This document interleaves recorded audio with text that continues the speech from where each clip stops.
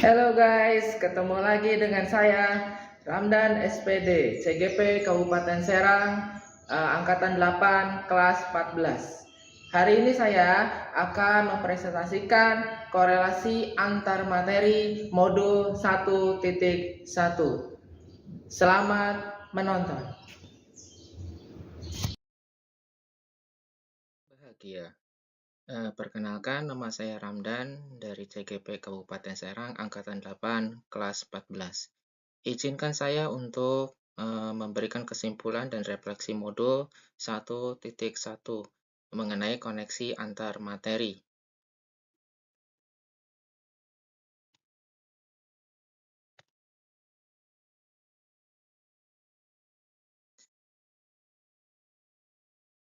Pendidikan menurut Ki Hajar Dewantara itu muncul berdasarkan adanya sebuah latar belakang pada saat zaman kolonial dahulu kala. Apa saja sih yang menjadikan latar belakang pemikiran daripada Ki Hajar Dewantara terhadap pendidikan yang ada di Indonesia? Yang pertama adalah bahwa manusia mempunyai tabiat, ya, mempunyai tabiat yang tidak bisa berubah. Menurut konvergensi teori, watak manusia itu dibagi menjadi dua bagian. Pertama, dinamakan bagian yang intelligible atau sesuatu bagian yang bisa berubah. Dan yang kedua, dinamakan bagian yang biologis atau yang tidak bisa dirubah. Yang biasa kita rubah adalah melalui pendidikan. Yang kedua, tujuan terbentuknya manusia Indonesia yang beradab, berbudi pekerti yang tinggi, dan berkarakter.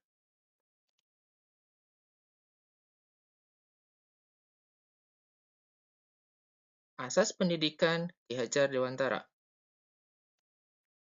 Yang pertama, pendidikan merupakan usaha persiapan dan persediaan untuk segala kepentingan hidup manusia, baik dalam hidup bermasyarakat maupun hidup berbudaya, dalam arti yang seluas-luasnya. Yang kedua, pendidikan merupakan ruang berlatih dan bertumbuhnya nilai-nilai kemanusiaan yang didapat, diteruskan, atau diwariskan untuk menciptakan manusia Indonesia yang beradab. Yang ketiga, pendidikan menciptakan ruang bagi murid untuk bertumbuh secara utuh agar mampu memuliakan dirinya dan orang lain, merdeka secara batin dan merdeka secara lahir, yakni tumbuhnya kesadaran diri dalam mandiri.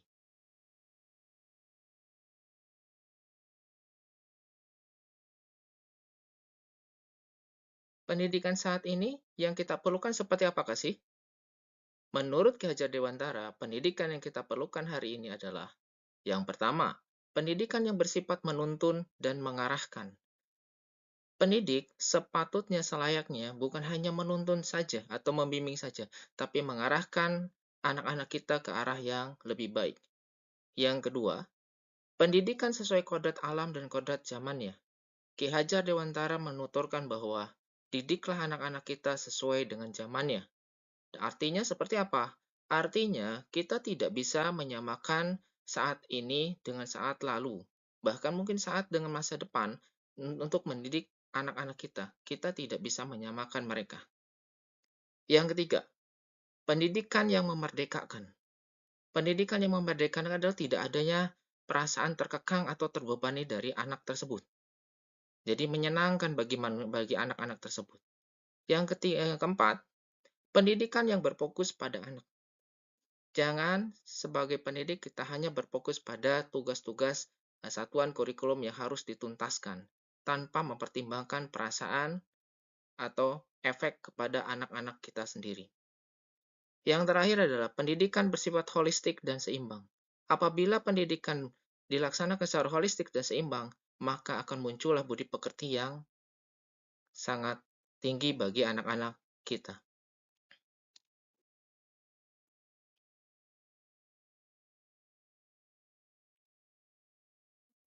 Prinsip perubahan menurut Ki Hajar Dewantara adalah menganut pada asas trikon, yaitu yang pertama, kontinuitas, dua, konvergensi, tiga, konsentris. Apa sih yang dimaksud dengan kontinuitas? Yang dimaksud dengan kontinuitas adalah untuk menjawab kodrat zaman, tetapi nilai esensi budaya masyarakat harus tetap dipegang. Konvergensi. Konvergensi adalah pendidikan itu harus memanusiakan dan memperkuat nilai-nilai kemanusiaan kita. Konsentris adalah keragaman pendidikan itu harus memerdekakan, masing-masing berputar pada sumbu dan beredar sesuai dengan orbitnya. Biarkan anak-anak berputar seperti dalam orbitnya.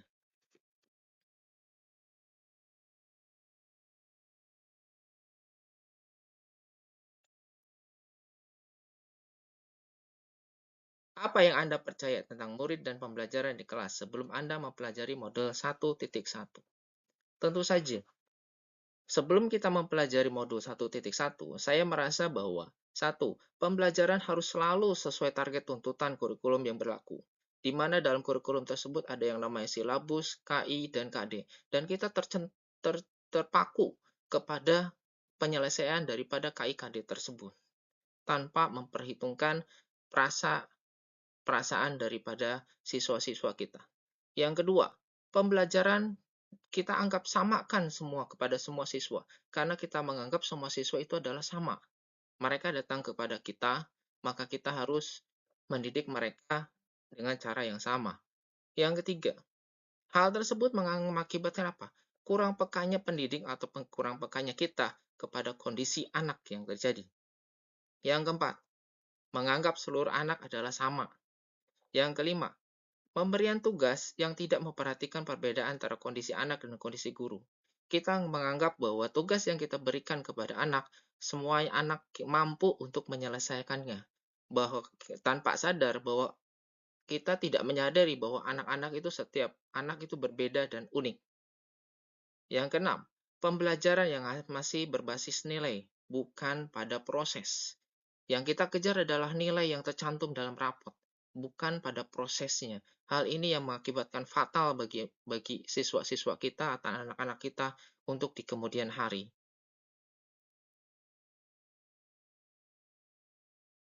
Setelah mempelajari modul 1.1, apa yang kita lebih sadari? Ternyata setelah mempelajari modul 1.1, kita lebih memahami lagi bahwa 1. Setiap anak unik dan berbeda. Yang kedua, setiap anak berbeda dengan pendidik dalam mencerna dan memahami. 3. Pembelajaran yang tidak menyenangkan dapat menghambat potensi dari anak.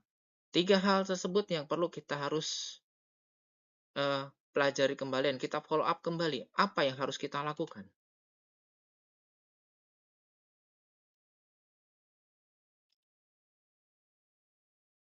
Apa yang dapat segera Anda terapkan lebih baik agar kelas Anda mencerminkan pemikiran Ki Hajar Dewantara? Yang pertama, tentu saja membuat pembelajaran yang lebih akrab dan menyenangkan bagi semua orang, terutama bagi anak-anak kita. Sehingga kita mengajar kepada mereka pun tidak merasa ditakuti. Pendidik di SMK itu bisa bersifat sebagai seorang bapak, yang kedua sebagai rekan, teman sebaya, ya, yang berfungsi untuk apa? Ketika mereka merasa dekat dengan kita atau kita berada di zona nyamannya mereka, maka mereka akan lebih leluasa, eh, lebih gampang untuk mengungkapkan sesuatu pemikirannya, apakah itu merasa masalah ataupun itu adalah solusi. Nah, ini sangat-sangat bagus sekali bagi anak-anak kita. Yang kedua, lebih memperhatikan kondisi siswa. Artinya, kita jangan terpaku saja menyelesaikan tugas di ruangan kelas ataupun di ruangan bengkel saja, tanpa melihat kondisi dari setiap anak. Sesungguhnya, anak itu mencerminkan kondisi dari mereka. Ketika kita mampu untuk melihat apa yang dicerminkan oleh perilaku dan wajah-wajah mereka. Begitupun anak-anak kita. Anak-anak kita akan melihat apa yang dirasakan oleh bapak ibu gurunya. Sehingga kita harus menggarisbawahi permasalahan yang terjadi di bapak ibu guru itu jangan sampai itu terbawa ke dalam ruang pembelajaran dengan anak. Yang ketiga, menyesuaikan tugas dan pekerjaan dengan kondisi anak. Terkadang anak-anak itu berbeda-beda. Satu anak bisa menyelesaikan satu hari atau ada anak yang lain bisa menyelesaikan pekerjaan tersebut menjadi 2 hari atau 3 hari. Maka, kita cari tugas atau pekerjaan, kita sesuaikan dengan kondisi mereka. Dalam artian, di dunia SMK, kita mengenal yang namanya job sheet. Nah, job sheet kita buat itu menjadi secara bertahap, tidak langsung pada kondisi real produk yang terakhirnya, tapi kita mulai dari awal. Sehingga anak-anak itu merasa terbimbing dari sejak awal sampai akhir. Yang keempat, lebih mementingkan proses daripada nilai. Proses itu lebih penting daripada nilai. Proses itu yang akan membentuk karakter anak-anak kita. Proses tersebut yang akan menempa jiwa-jiwa dan mental-mental anak-anak kita, sehingga mereka akan lebih baik di masa depan.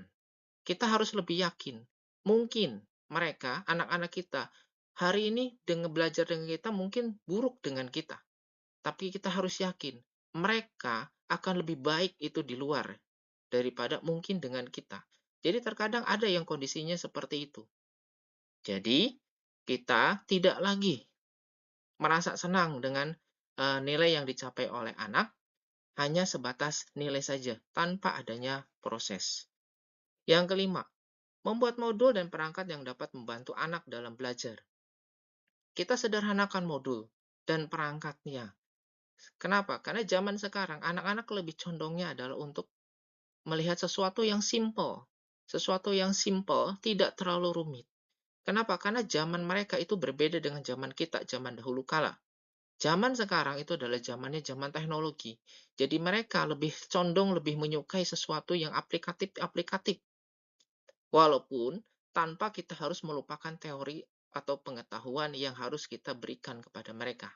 Salah satu contohnya, banyak sekali pembelajaran teknik itu sudah ada dalam YouTube semua, ataupun dalam aplikasi. Salah satu contohnya adalah LaTeX Simulation. LaTeX Simulation itu adalah aplikasi yang kita bisa ajarkan kepada siswa-siswa kita yang berbentuk seperti game, namun pembelajaran untuk mempelajari proses daripada permesinan atau mesin bubut. Nah, itu adalah salah satu contoh daripada aplikasi yang dapat kita gunakan dalam pembelajaran. Dan bahkan mungkin lebih banyak lagi aplikasi-aplikasi yang dapat kita gunakan.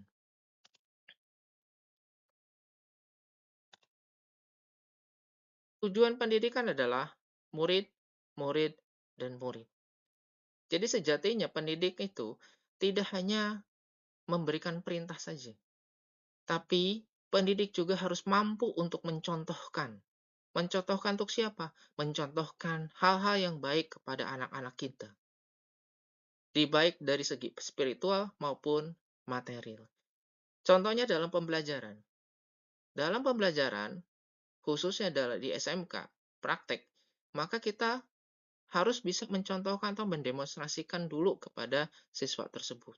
Kemudian kita cobakan kepada siswa, sambil kita pandu, kita bimbing. Namun, tidak kita paksa, nak. Kenapa? Karena kalau kita paksa, kecenderungannya adalah apa yang kita pelajari, itu termentahkan dalam benak-benak mereka. Kita buat suasana yang menyenangkan, suasana yang menggembirakan.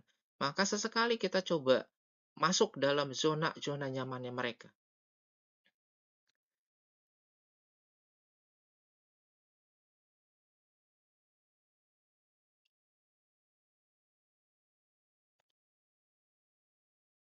Seluruh disiplin ilmu bermuara pada suatu kebijaksanaan.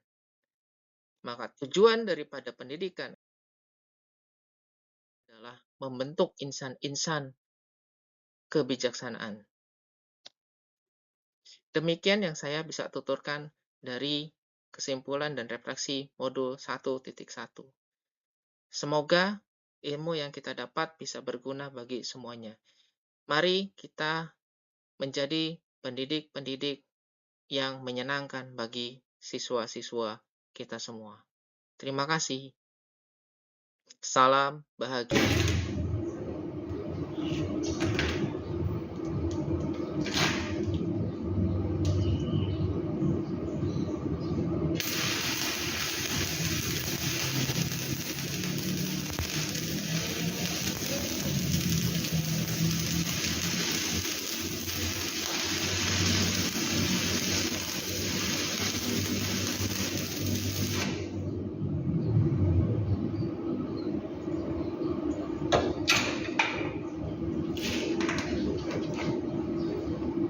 anak itu unik.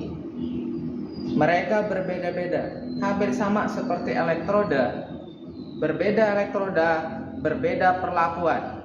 Maka mari kita pendidikan berbasiskan pada orientasi kepada sang anak. Salam bahagia. Sampai bertemu dalam sesi berikutnya.